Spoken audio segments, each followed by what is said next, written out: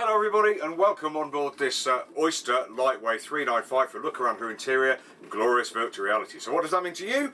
Well, that means you can look around wherever you like, whenever you like. You don't have to look where I'm looking, and we hope that this really great idea will give you an idea as to what it's like to be on this lovely boat, or this amazing boat with a great past, without actually being here. All you need to do is click and drag or swipe your screen up and down, left or right. You can look where you like, when you like. Some people are sensitive to the movement of the camera. If that may be you, when I let you know I'm going to move the camera, if you could avert your eyes and then bring your eyes back to us to continue the tour once I've let you know the camera is down safely again, that'd be great. So here we go. So how am I feeling? Well, this is a boat with a history. If you want to know what it is, give me a shout at Boatshed, no problem at all. She's used, you can see around, she's still a working boat, but she's got loads of really nice gear on board, and she seems really nice and clean, and smells great too. Head height, loads, I'm 5'9", so well over 6 feet there, so great for the taller people.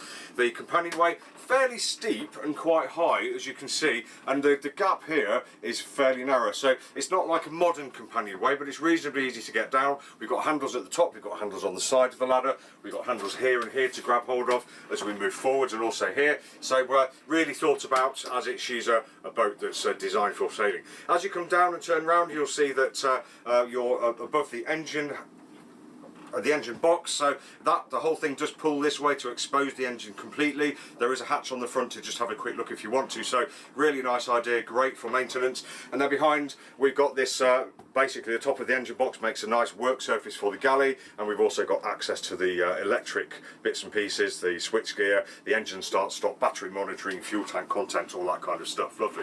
Immediately on the right hand side we've got the galley, so we've got a sink, we've got a nice big working fridge here, we've got a gimbal to the stove here with 2 burners and an oven underneath and 3 drawers. Nice and easy to get to, nice and easy to pass all the cup of soups and the cups of tea up and down from up there. Really nice.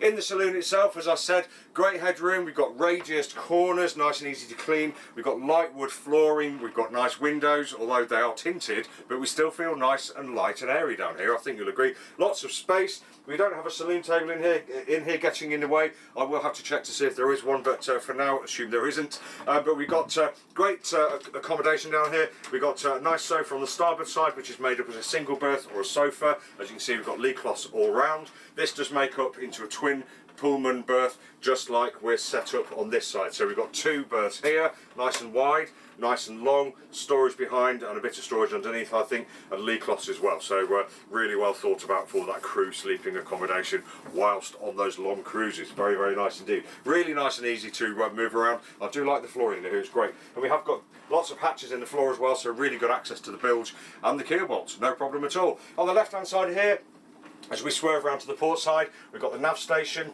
quite traditional, decent sized, plenty of room inside, drawers beneath, smattering of the usual kind of navigation equipment that we find at a nav station, obviously, and a stereo. Nice seats, and you'll notice all the way down the port and starboard sides of the saloon we've got lots of storage in the way of these sliding door cupboards as well, and yeah, just a nice area. So let's pick you up for the first time, and I'll break from tradition. I'll take you aft first into the after cabin. So nice and easy to get in. I'll just sit down next to you. There we go. So you're on the after berth, lovely and wide, nice and long. Good headroom above most of it, even though we're just below the cockpit seat. We've got nice wooden lined hull here. We've got a shelf, we've got cupboards, we've got a big cupboard behind me with a canvas front, and beneath you we have storage, we have batteries, and we've got this nice seat here, which is where I expect you'll be perched on those long cruises where you don't really want to go to sleep, but you might want to grab 40 winks with your alarm clock next to you. So really, really nice. And yeah, plenty of headroom down here. We've got windows that open, feeling like a nice compartment, and with the door closed there's plenty of room in this lobby area to get changed in private. No worries at all. Okay, let's pick you up again and magically transfer you forwards to the forward cabin. There we go. So again we can close the door.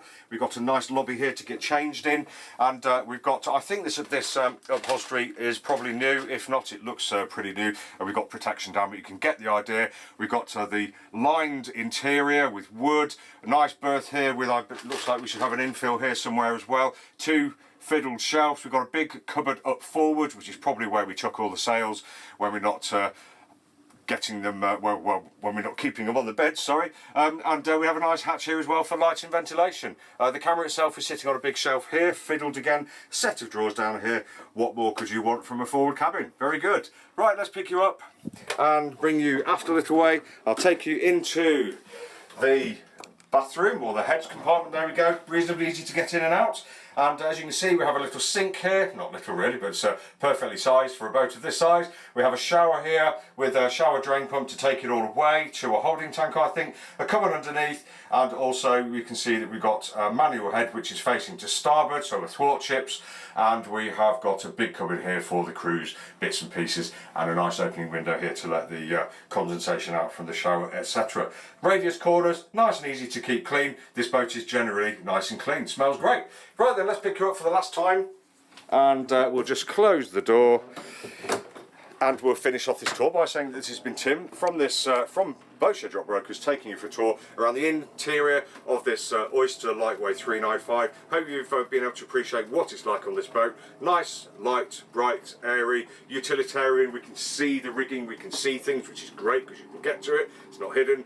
Good nav area, good galley, lots of room in here, lots of sleeping, lots of headroom, and a great cockpit out there. Thanks for watching. Do go to our YouTube channel for dozens more reviews and tours around the interior of everything from the smallest fishing boat to the most expensive luxury gin palace is in Brighton Marina and the surrounding area. Thanks for watching. Take care.